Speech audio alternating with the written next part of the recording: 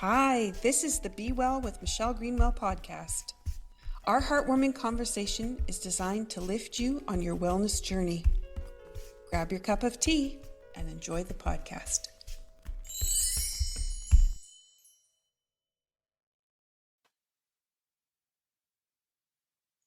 Welcome to Be Well with Dr. Michele Greenwell. Well, we're here to explore the many ways in which we can invite wellness, vitality, and meaningful connection into our lives. And I'm the host, Dr. Michele Greenwell, Complementary and Integrative Health. And today we're shining a spotlight on truly inspiring initiatives in our region.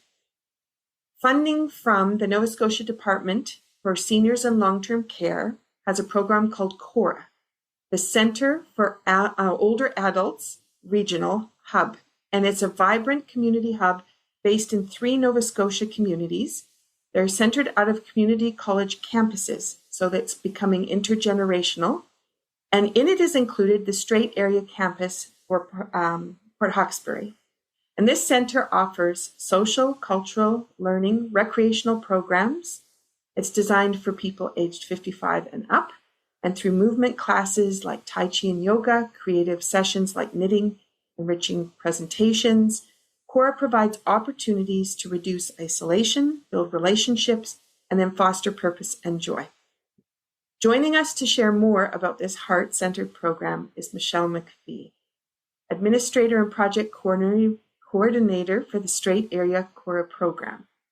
She is a mother with a love for nature and a knack of puns. Michele brings warmth, creativity, and a deep sense of community to her work and all the people she comes in contact in this program.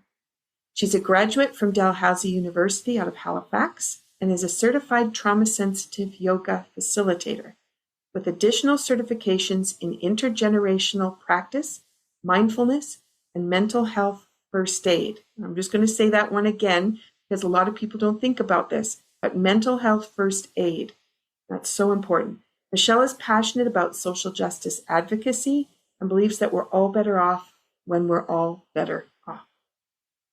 With a strong background in program and development, event coordination, Michele brings a great insight and new approach to how she's looking at bringing this program forward at the Strait area campus. And it has been a delight to be a part of the programming. So Michele, welcome to the podcast and thank you so much for bringing this conversation forward. You're welcome. Great to be here. Let's begin with our mindful sip. So Michele, what have you got in your teacup today? Okay, so Michele, actually, I'm drinking from your Cape Breton Tea Company line this morning as well, and it's the beach bonfire, very suiting for this time of year. And the Queen Anne's lace is just popping up, getting ready for harvest. And that's one of the ingredients in beach bonfire. That's awesome. So for those people who haven't had beach bonfire, it is like having a s'more. So sitting by the bonfire, marshmallow, chocolate, the caramel wafers, and this one is with no sugar. So we can enjoy the chocolate and the marshmallow without the sugar. So, and what does your mug say? Oh, actually, so this is a friend, White Turtle Pottery and Madame Queen Bee. It's the imprint of a bee on the bottom with a nice yellow inside as well. Yeah. Beautiful. I love it. And who's the artist? Gina Cloud is her name, but White Turtle Pottery. Okay. And that's in what? Madame in Cape Breton. Yeah. Beautiful. All right. Yeah. So for those people who are looking, it's so important what we put our beverage in as well. And I was noticing how you were holding the mug and you're, hugging it, right? Yeah. And it's when when you have that one that makes you just feel cozy and taken care of. Yeah. No, absolutely. And the scent of the tea is wafting up. It's beautiful. Awesome. So I chose, well, you're going to get the wink eye. Oh, I love it. I have my happy face. So I have the happy faces on one side and I have the wink on the other. And with your sense of humor, I thought I'm just going to go with the wink today. Love it. That's a great one. So in my cup today from the Cape Breton Tea Company is HoneyBEE. And I'm going to talk about 2 ingredients that I want people to have in their mind. So if you don't have a beverage in your hand while you're listening to this podcast, invite you to maybe go make a cup of tea and bring in the tea ritual, or find a beverage or a glass of water that you can join us with, and you can sip along as we go. So HoneyBEE is a vibrant, soul-warming blend that perfectly mirrors the essence of our conversation today.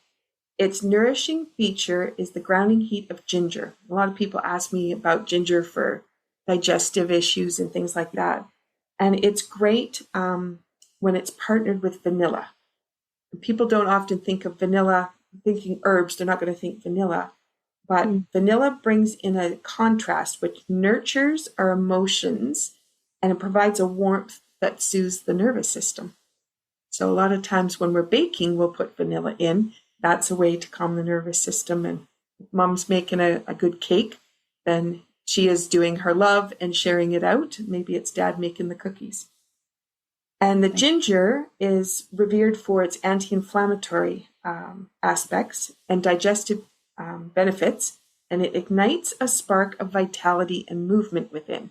So I wanted to bring about those two ideas for comfort and connection as we go to talk about how the program of CORAH and what you're doing is bringing about that connection in that same kind of way.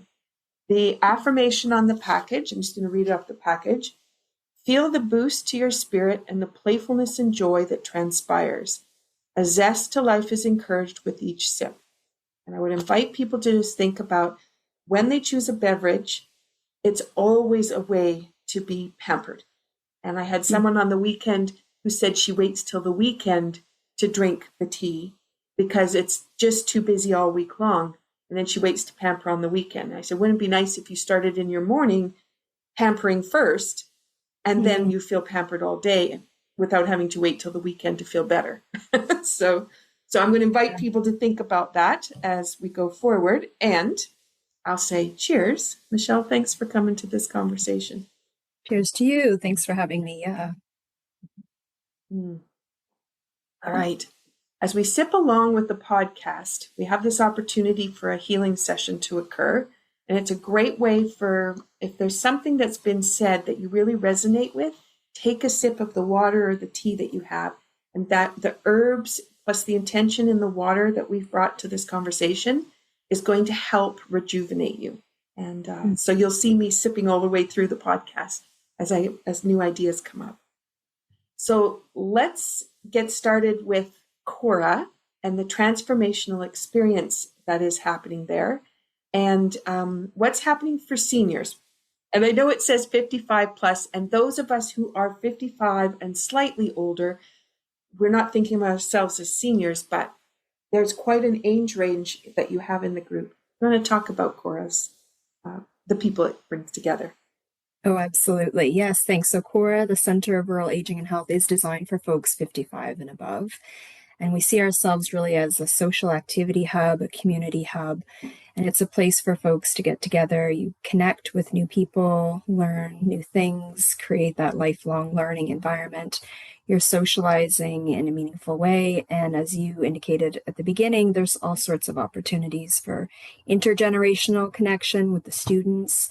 And we have benefited from being place-based, I think, within NSCC's campus for all of those reasons. Mm-hmm.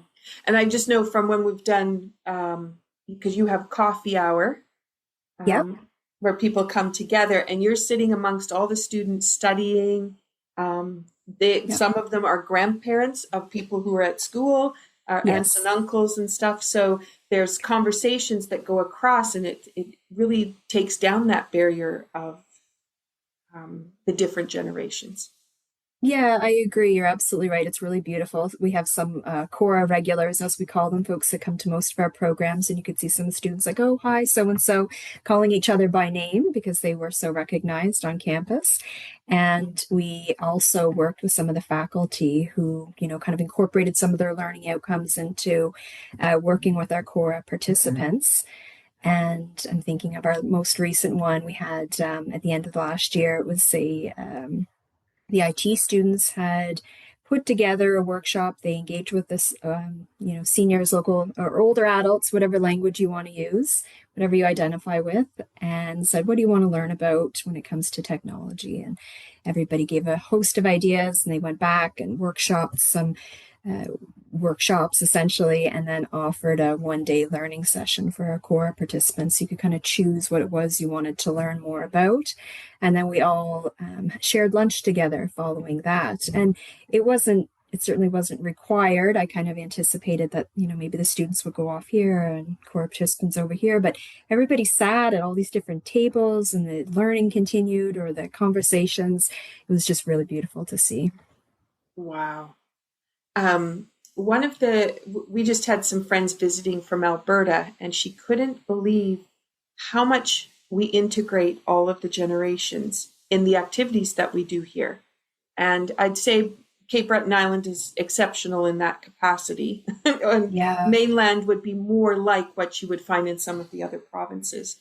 But the initiative of having CORAH within the college, who has the opportunity to have an audience where you can ask questions and then go Yeah. back and actually have something that's going to be valuable to people rather than just another project that needs to get done for a mark. Exactly. Yeah. And I agree. I think we do a great job of bringing different generations together. And what I love too about the bringing the students and CORAH participants together, we had some students, and I could tell that they were approaching it from the perspective that they were going to be teaching the older adults this ABCD. And we had one student afterwards say, "Oh my goodness, I learned so much in this experience, and I didn't anticipate that. It was so meaningful." We had a retired, I think, graphic designer attend the session, right? And so I think some people are thinking, oh, it's going to be folks who are unfamiliar with the internet and need a lot of guidance. But this particular individual said, things are changing so fast since I retired. I haven't been able to keep up with these particular aspects. So I'm interested in this specific area and want to learn more. So, yeah, learning all around. Everybody has things to bring to the table, and lots to learn from one another. Wow. We've had different movement activities that people have been able to be involved in. And that's something that I know in the research they talk about balance and flexibility, strength, loss of muscle mass for older people. Do you want to talk about the kinds of movement-based activities that have been involved in the program? Sure. So I'll speak briefly. So we've had a lot of great opportunities via you, and we'll unpack those a bit more with your insight. We had a Dance for Health session that took place last year on campus, and this one was designed for folks with neurological conditions specifically. So issues with balance, mobility, gait, all of those things, and incorporating some neurological aspects of balance and strength and mobility into a dancing routine, which was really lovely. And Michelle, what I love about your work too, so we've hosted Tai Chi, I think, since day one with the program. Yeah. Okay, so rural internet, I think I might have just lost you there, Michelle, for a moment. But yeah, really, I was singing your praises about Tai Chi and the benefits that it's had on our CORAH population and the folks that have been participating. And another piece that I think is so hugely important when we talk about healthy aging is access. And what we noticed early on was that some people could afford the price point that we were asking and other people weren't able to. So you had offered a sliding scale for participants to pay what you can essentially and still benefit from that practice. So hugely beneficial for folks. And we were so grateful with your approach. Yeah, and that's, the Tai Chi is to be taught from the heart. Hmm. And it's been tough in times when there hasn't been an income to continue to teach from the heart and Right. just donations coming in. However, it does mean it keeps it open, but it also keeps me as an instructor in that mindset of it doesn't matter if there's one person present or there's 25 in the room. And I Hmm. love that because because oftentimes people will come and it's like, well, there's only a couple of us. We don't want to waste your time. We're just going to go home. And it's like, there's never a waste of time. Any time to be able to share is so valuable. And I think you've had that in different programs where you've had more arrive and then less arrive. But Yeah. it's that one person getting that one nugget that's going to make a difference. And that's what I love about being able to bring Tai Chi into these different kinds of programs and have them available. Yeah, no, I really appreciate that approach, Michelle. It's so true. Oftentimes in a small group, you do have people that have massive takeaways, and they'll probably be incorporating those movements into their daily lives. So incredibly beneficial all the same. And when you started the program, I came to the campus and did the Tai Chi program at the campus, Yeah, which was great. It was lovely. And I was able to sit in on the coffee time and get yeah, to know all the participants. And not all of them came to do Tai Chi. It was just lovely to have a conversation with them and other things they yeah. were doing in their lives. But we've moved it to a satellite. And so we actually do the CORAH program as an addition to the Tai Chi program that's running out of the Craignish Hall. And I just wanted to comment about that because the opportunity having CORAH involved in that, I could take a different approach. And so that we blocked off the time, which was CORAH time, and then everybody could just stay and participate in regular Tai Chi class. But Mm, we could ask questions and come up with a certain topic that people wanted to know about. And then we could explore that topic any way we wanted to without any having to worry about learning the Tai Chi set, as an example. And interesting. yeah, and the participants who come in the regular time, they were coming earlier so that they could get in too on the discussion and see what's Yeah. happening, but also to ask some questions that they hadn't thought about or listen to some of the other participants that arrived. And those who have a lot of mobility issues, they were so grateful to be able to come in and sit and have a conversation instead of Mm, diving into movement, and they're worried about what can I do, what can I not do, will I do too much? And this really softened it. And yeah, it's the only program I have running that way, and it's just been so lovely to have the space to be available for what people want to know and how can they go forward. no, that's wonderful. I always appreciate your flexibility too, in terms of recognizing a need and designing around that and making the program again accessible for folks in another way. And I think what worked out so well with that partnership is that, you were part of CORAH from day one, joined the advisory team, had some great ideas about how you could contribute to some of the foundational pillars that we had that we design our programming around.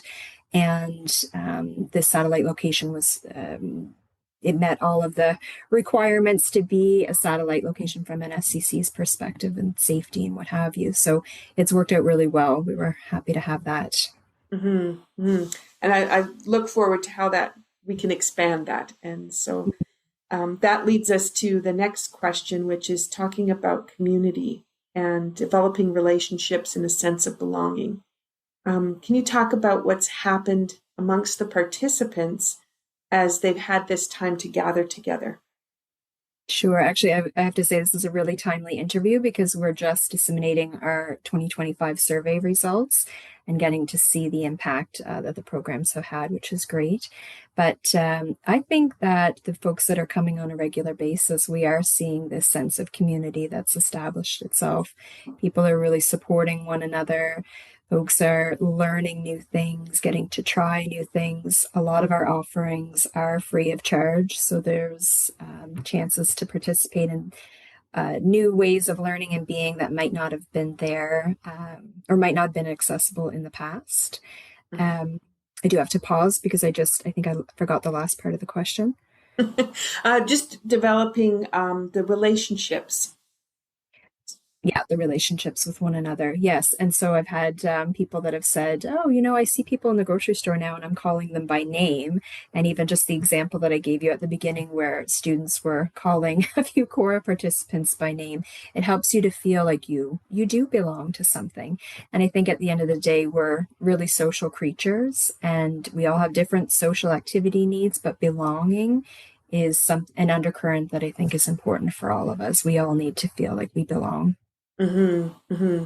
And again, too, with what we have here on Cape Breton Island, where we do a lot of generational things, aunts and uncles, grandmas and grandpas are involved, but how lovely it is to be able to call the seniors that you see all the time by name rather than just walking past, because that's what you would see in a lot of communities, that That's just the seniors over there.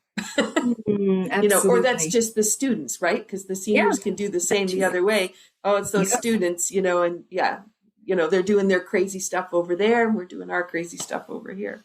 Yeah. No, you're right. Even just being in the same environment with one another allows you to naturally observe the other too, right? Oh, what are they wearing? What are they saying? What music is that? And from both sides. And I Mhm. think that's tremendously valuable. Mhm.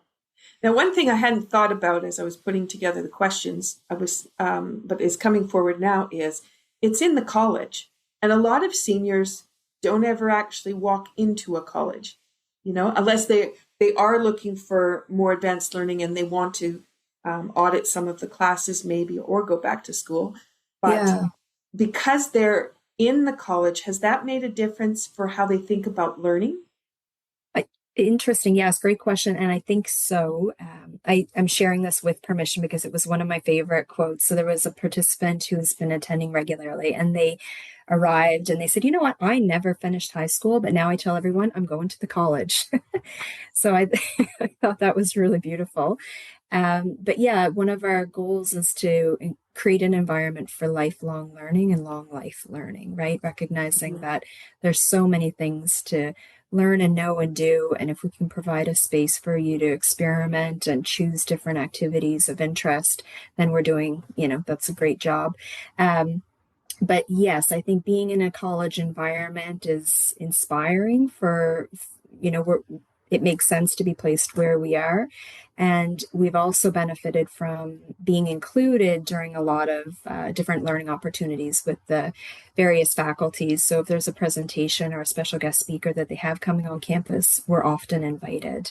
So we recently had an incredible session by, oh, I wish I knew the name. I think it's Cape Breton Youth Project, and they talk about rainbow community language around 2SLGBTQ2, that large acronym and what it means to be part of that community. And they hosted a session. It was brilliant, and it was a lot of Q&A and unpacking stereotypes and language, and we were included in that session, and it was so wonderful to learn alongside not only the faculty but the students and CORAH participants. This really multi-generational understanding and learning environment was valuable. Beautiful. Yeah. Wow. And I just think about too, very often senior programs will be in a hall. Um, the sound isn't always great in a hall. It's hard for them to hear. Yeah. And the furniture isn't great for sitting on.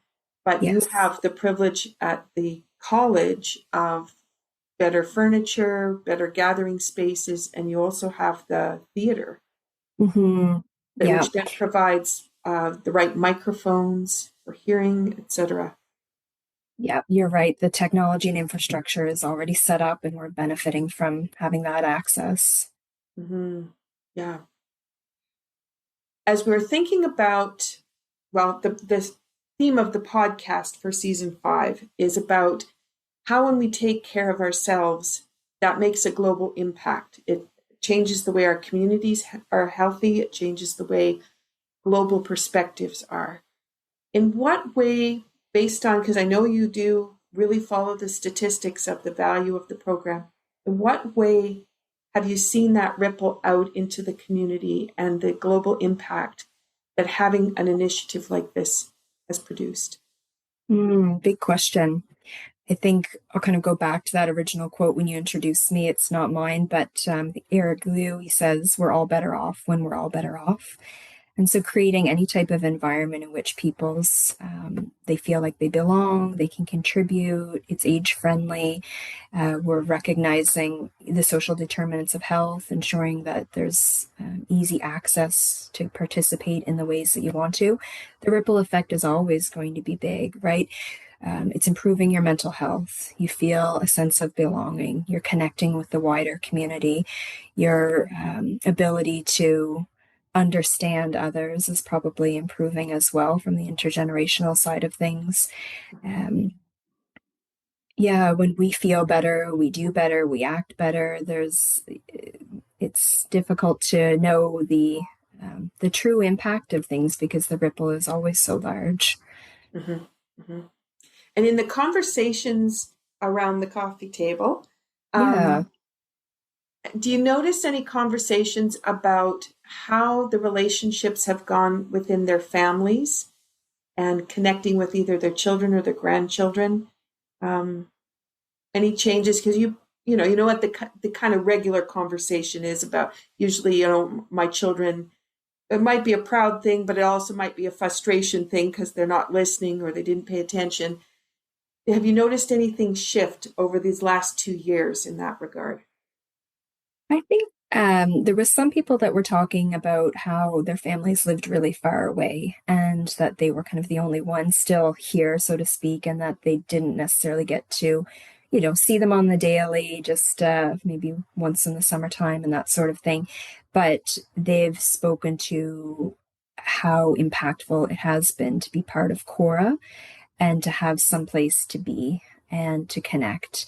And so I think that there's an impact there. And I do have a comical story actually that I can summarize really quickly, but I had a I was at a trade show recently or a service provider expo and I had my CORAH sign up and this individual came over and said, "Oh, my son actually went to the campus last year and kept talking about this CORAH.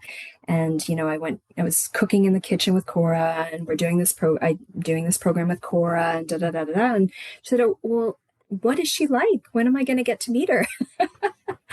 And meanwhile, it was the CORAH program that this student was involved in. And she said, "I thought that they met someone new." And so, yeah, That's anyway, I impact in various ways with and old and new here. that leads to a good question, or not a question, but a good way for us to have a conversation too, because you have the kitchen at the college that you've been able to run cooking workshops out of, which Yeah, wouldn't happen you'd be in a hall which has it has a kitchen facility, but it's not necessarily with everything that is provided at NSCC. You want to talk yeah. about the cooking? Well, I'd be happy to. So that's probably one of our more popular programs, and we benefit from Sharon McCachran. She's been leading the charge for us for most of our cooking classes, though we have had a few guest folks come in to offer cooking classes. But the kitchen facilities itself are top notch. We've got cooking stations that can accommodate, I think, 16 CORAH participants, and everybody has their own materials and utensils that are available right away. So you can kind of cook in live time. You're bringing together folks that, some people are there for the social, they already know how to cook, they're just enjoying cooking in a group atmosphere. And then those that perhaps didn't cook and now they're trying to learn how to cook. Had some people that, maybe widowed and followed more traditional gender roles, didn't experience a lot or have a lot of opportunity to cook in the kitchen and now learning. And despite all of that, it's a very busy environment and everybody's coming from different places, but Sharon creates such a fun, lively atmosphere and we cook creative, delicious meals that everybody can take in. And she's wonderful at providing access to foods that maybe people haven't had the chance to try before. So she'll, you can include that if you like, and if not, we'll keep it on the side. And if you want to try it, you can try it. And there was an individual that there was a red peppers, and they said, "Oh, I've never tried those before. Throw them on." Oh my gosh, yes, I'm going to go back for some more of those, right? So it's a great space, a great opportunity for people to learn. Wow. And I hadn't thought about the centers and being able to cook in real time rather than waiting until you can have the hand mixer or there's enough Right. bowls. And yeah, Yes. Yeah. beautiful. And we did the tea workshop in there, and that was a lot of fun too. Yes. To be able to sit around a center countertop rather than oftentimes I end up standing, but a lot of people, that's harder for them to be standing all that time, but to be able to sit, have that counter, and be able to work out of there. Yeah. Yeah, Michelle, you've offered so many beautiful workshops for us. I've really loved that. So last summer, I think it was, we had the tea workshop, and Michelle came in with a variety of teas that can be enjoyed hot or cold, which, there is a tea culture here, and sometimes it's we have this idea of what it is, but there's so much opportunity to expand upon that.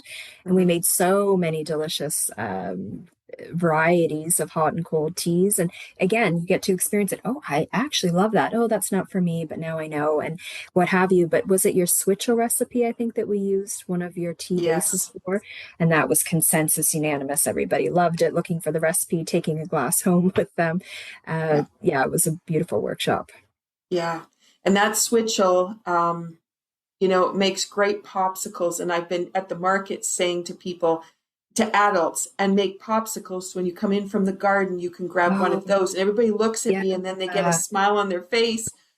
And it's like, oh, I could have a popsicle, and How delightful. yeah. And it's going to be full of great flavor, but also electrolytes, which is awesome. Um, Yeah, yeah, absolutely. It was delicious.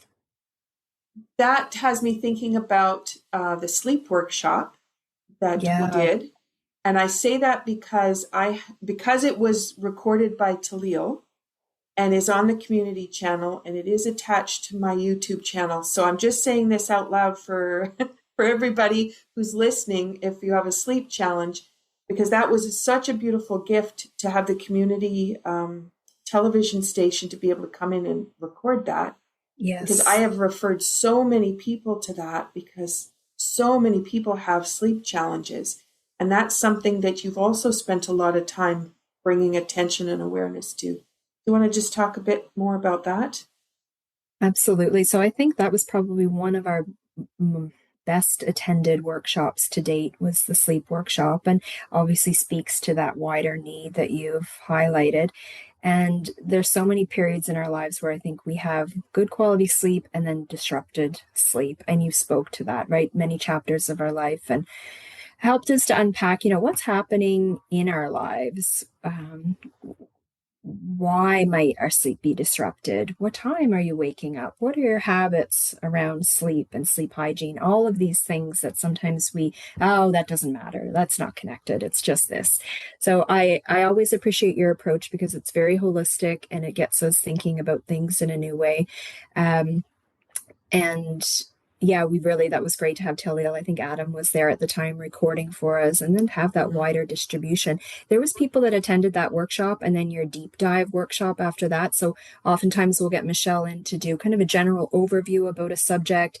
And then people, if they want more individualized approach, we'll do a deep dive paid workshop following that. And some folks that had attended that second session had said that you changed their sleep patterns. They had just given up on the idea of ever being able to sleep through the night. And they came back to CORAH the following week. They were practically tap dancing on the way in. Said, oh, what's happening with you? They said, I'm sleeping. I attended Yeah, that workshop and now I'm sleeping. And it's, yeah, obviously a tremendous impact. yeah. And I find that's when I'm doing the markets. Yes, I'm selling tea, but a lot of times it's conversations about what are their habits and how are they behaving with different things. And sleep is one of the big ones that they come in for. Yeah, Um, and talk about that ripple effect. I don't think I answered that question fully when you answered or asked it the first time, but those are some of the ripple impacts, right? So now you're sleeping better, you feel better, you have more energy for yourself and your family, your community, and talk about a ripple effect from there. mhm. Yeah, especially when you wake up tired and irritable. Yeah, Then you just, they're cranky, and yeah, it just that's is your so debilitating. Um, exactly. yeah. Okay. Let's see, where do we want to go? How could people, I know it's across the province, so I have lots of listeners from all over the world that are going to be listening, so they'll be thinking about this core program. How could they go find out more information about it? And if they think it's something that could be valuable in their community, how could they reach out to someone and learn a little bit more? So I think at the end of the day, so CORAH, the Center of Rural Aging and Health, is in 3 NSCC locations within Nova Scotia right now. And if you want to know more about each individual region, so I'm at the Strait campus, I would invite you to check out our Facebook page. And I think we'll probably have a hyperlink for that embedded in the podcast. And that gives you a great sense of who we are, what we offer, who's participating, the impact, the overview of the past couple of years, and what we've been doing. And if you'd like to be part of our distribution list, you can sign up for our monthly calendar, and then you get insight into what you want to participate in, what's of interest to you. And we've got a lot of inquiries in terms of what's next, what's the provincial rollout plan, and we don't know the answer to that. So we invite people to connect with their MLAs about future plans for CORAH rollout across the province. What's unique about us is that we are the center of rural aging and health. So we are going to be located in communities that are not hubs, not Halifax, the places that have access to centralized services. So keeping that in mind. But for your listeners across the world, I think that we're developing very promising, if not best practices for potential programs that could be place-based within college and university institution type settings. So stay tuned as we we finish up our pilot and get to accumulate all of our research and surveys information to date. Mm-hmm. And and that's the piece, is it is a pilot, and the way that each of the different campuses set up is slightly different That's in their right. approach. So you've been able to also observe the different ways that you've approached things and what's worked for the different communities too, because the communities are also different. You've got it, exactly that. And it gives you that freedom and flexibility to be participant driven. So what are the needs of our community? What do you want to learn about? And we will design the programs accordingly. Mm-hmm. Mm-hmm. So now I'm going to flip the conversation a little bit, because you have a background already in wellness and with your yoga and trauma informed. I'm curious how working with the CORAH program, it's changed you and what you think about and do now. So great question. I've had the privilege of working with older adults, seniors for the past decade, and have been privy to all sorts of insight into what healthy aging looks like, and how to maintain a positive mindset and the benefit of that over the long term, and probably what potentially to avoid and how challenging that can be if you don't if you know what, I shouldn't say that. I'm going to say actually the social determinants of health. If you don't have access to the ability to eat healthy food when you want to and be in a warm environment and all of these layers that can help with healthy aging as well, I think that's important to recognize. Provincially, we have high rates of poverty, and that impacts the overall health and well-being. But truly, I feel so grateful to be working with a population that helps me recognize how quickly time goes by, how important it is to put habits into place now that'll benefit you in the long term and long run, and also just the insight of retirement happens. Like that could be a chapter of your life as well, and what that looks like. It's very beautiful. Choosing what you want to do with your own day, the structure of it, where you choose to spend your hours. And when they look at me sometimes, and it's a very dynamic, busy program, and you've seen me in the whirly-gig stage when there's a lot of different irons in the fire and lots happening, and they help me to ground myself too and say, like it is what it is. It's your job. This will pass, and you have to be present for the experiences that are important to you. So I'm really lucky. I'm always learning new things from the participants that are coming through the door. Mm-hmm. And that's something too that people don't really think about when they're in a job. And I'm going to say it as a job, because get into the job and it might be something they're interested in, might not be. It's there because they need the money. Yeah. But they discount the relationships that are around them or could be around them if they took time to cultivate them. And sometimes you're doing a job that you don't have a lot of time to cultivate, or you're isolated because you're working from home online. Yeah. But just based on our conversation, for people to think about, you might not be at this space yet for participating in something like CORAH, but you certainly could take the value lessons that have been found in that building of community, and to think about how do you build that community around you in your workplace. And you create a nice space to be, or the allies that you want to work with. And so you might not get along with all the coworkers, but you can certainly bring some of these ideas in and some of the approaches. And because you were with CORAH, you've been bringing in all these different aspects of security, whether that's food and Mm, safety and housing. It's the same, in a workplace, it's the same in your home. How do you bring and cultivate all those pieces? yeah, Yeah. well said, Michelle. I agree. Yeah. I hadn't really thought about that before. It's, because I just assume, when you head out, you just try to, engage with new friends, have new people, learn from coworkers. But there's this cultivation piece, and it takes some time and it takes some nurturing and Yes. that that discovery piece. And I think for seniors too, they kind of lose track because so many I know around here where I am, which is a little bit more rural even than what Port Hawkesbury is, but they Hmm. want to age in their home. They don't want to be in a nursing home. They don't want to be Right. in a community center where they're going to lose their independence from creating their own food or doing what they want when they want. But they also end up isolated because they're in their house for many hours out of the week Yeah. in order to stay in that home, and they don't have much contact. So um, I'm just bringing those thoughts forward for people. As I have a lot of conversations with seniors about, is that how you want to live? Do you want to be so isolated just so you can look across at the tree that you've always loved?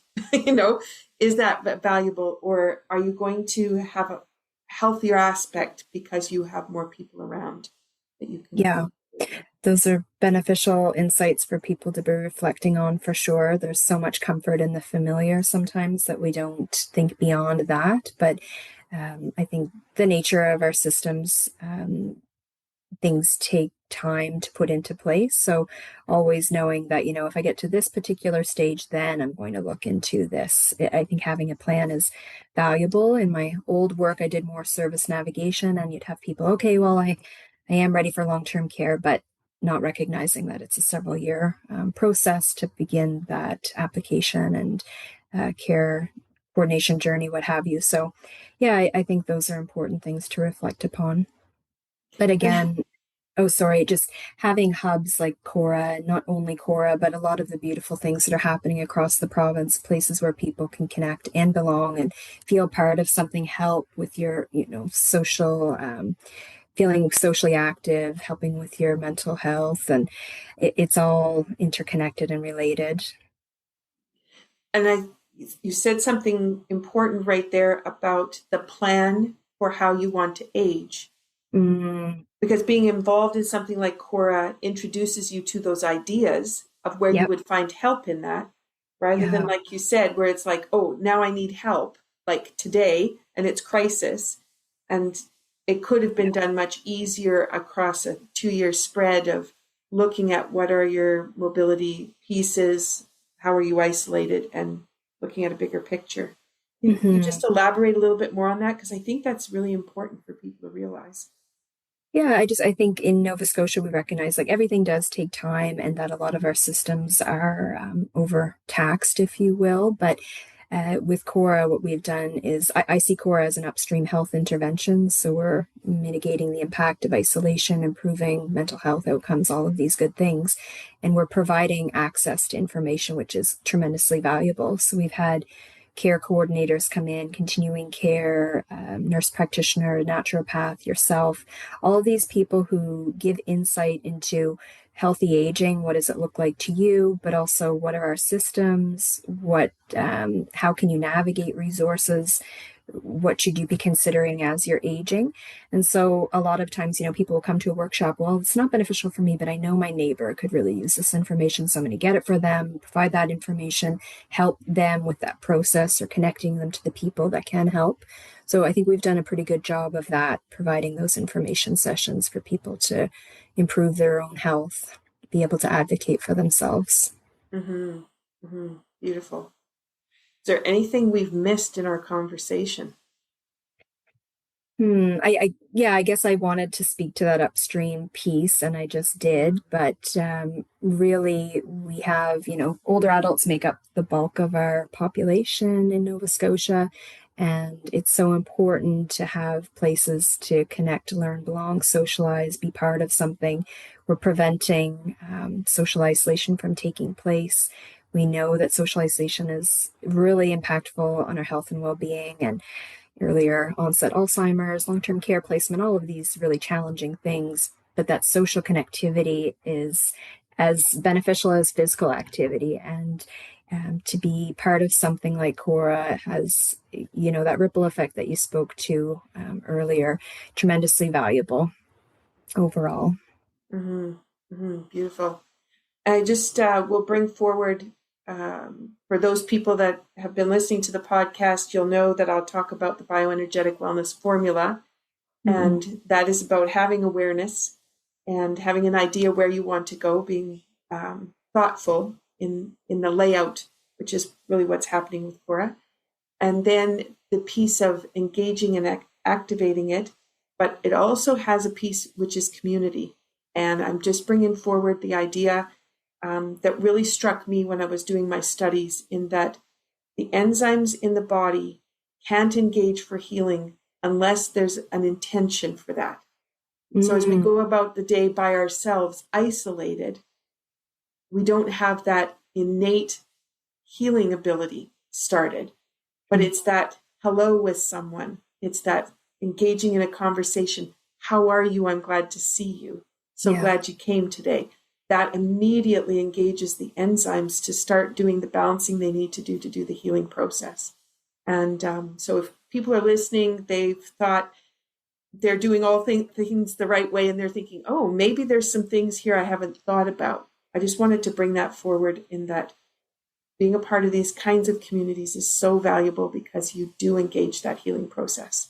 And it might be just with the neighbors, but then at least you've got the neighbors around you, and you have, again, those valuable conversations to help each other. So, Michele, thank you so much for sharing this, and also for what you bring to the program. And I know it's a team that makes it happen.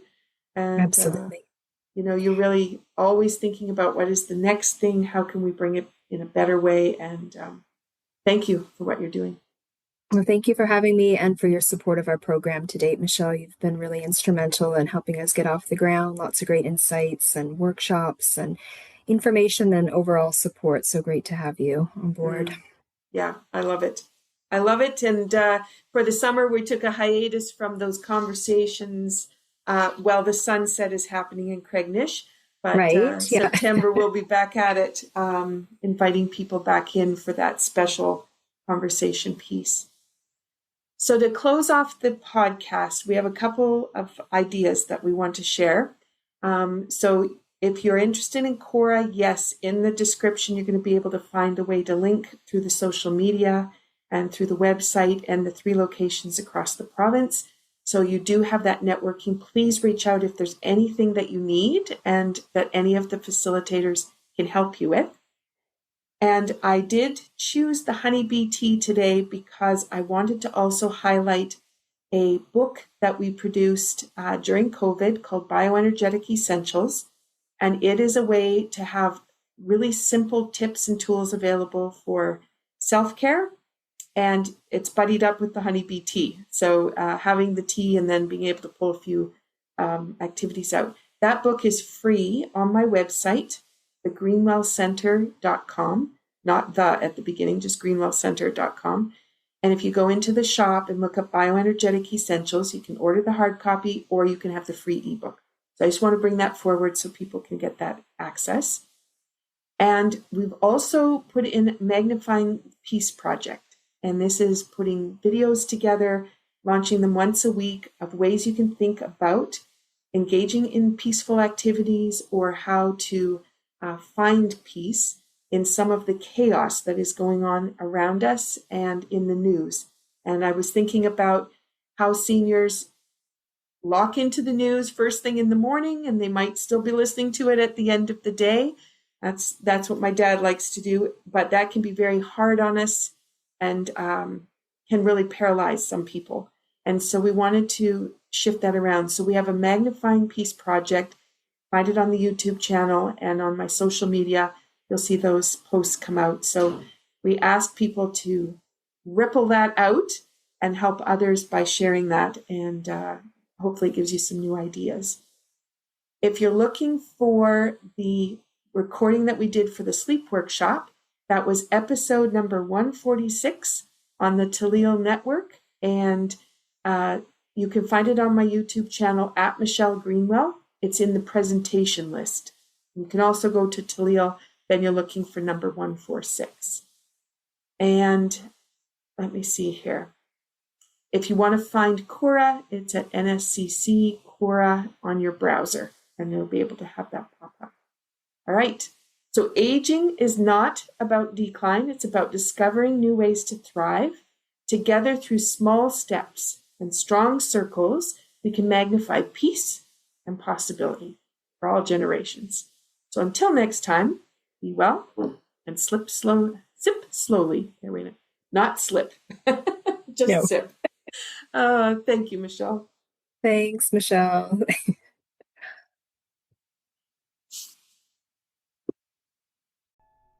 Thank you for listening to Be Well with Dr. Michele Greenwell. There are a couple of resources I want to just point out. When you go to the website greenwellcenter.com, you'll have a pop-up window. That pop-up gives you the top 8 easy stress releasers that you can use every day.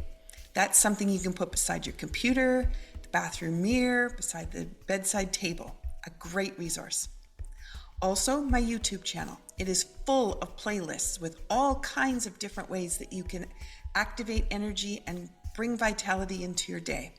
You can find that when you go to YouTube at Michele Greenwell. And last, if you're a Linktree person, Linktree, linktr.ee/Greenwell Center. That has all my resources in one spot. Those are for intricate little things that you can't get everywhere. And it's a wonderful way for me to be able to share all the different aspects of the kind of work I do. So thank you for listening. Be sure to drink that tea. And if you want to have the tea blend that was shared in the podcast today, then be sure to check out capebretontea.ca. Have a wonderful day.